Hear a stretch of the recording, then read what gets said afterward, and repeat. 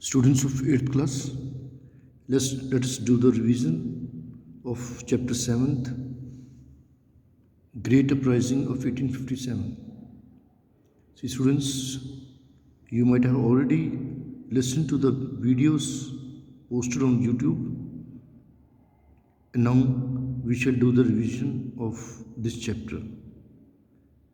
So, you know that I have already told you the Great Uprising is the first revolt of independence.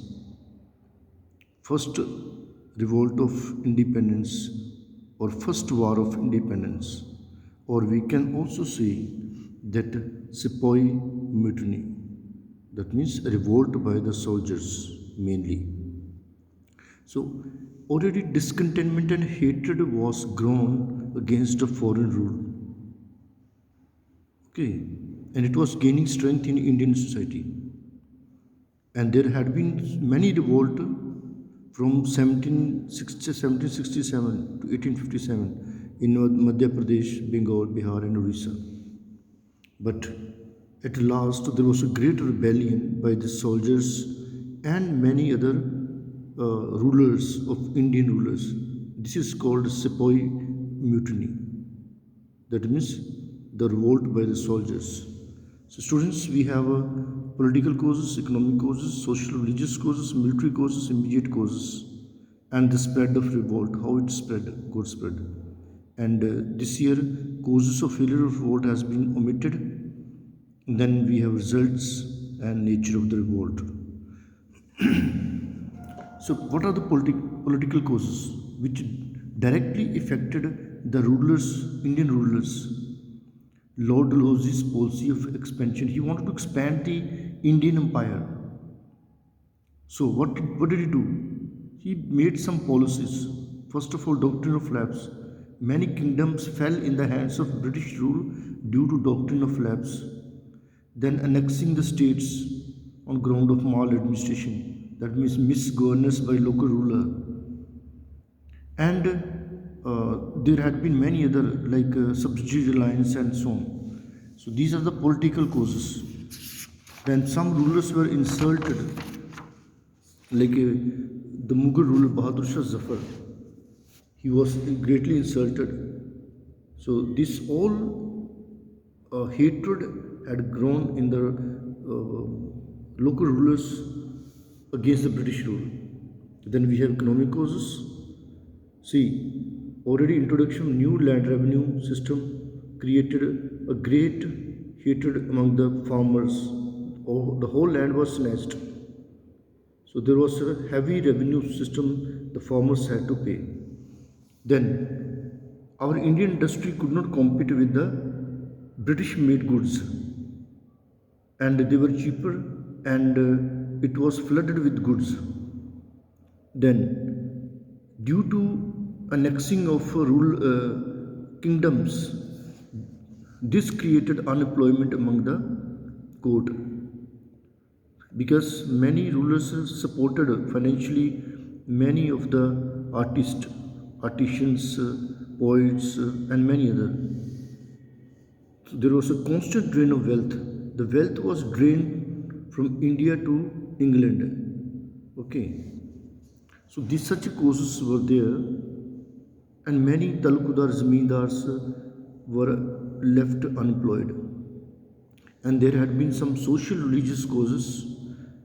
British wanted to advocate reforms like abolition of sati, female infanticide, introducing widow remarriage.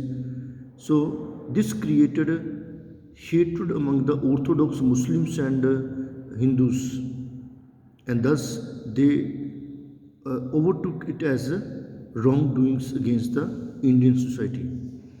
Then we have military causes. The British were given high rank in spite of their weakness, but Indian soldiers were not given high rank. They were just below the Subedar rank, and their salary was very less. Even if they are asked to go overseas, they were not paid enough. So many facilities were taken away from the Indian soldiers. So there was a discrimination against the Indian soldiers. Now, what was immediate cause? The immediate cause was British were like there was cartridges, greased cartridges introduced to put in the infield rifle. Now this has to be beaten off by the teeth. Now many Indian soldiers believe that this is a grease or fat made of fat by the goats and pigs fat, and it was defiling their religion, so many refused them. Mangal Pandey was the first to refuse, and he killed two senior British officers. As a result, he was hanged to death. And further, this incident made angry the Indian sipahies, and they began the revolt. The revolt began in Meerut, from Meerut to Delhi.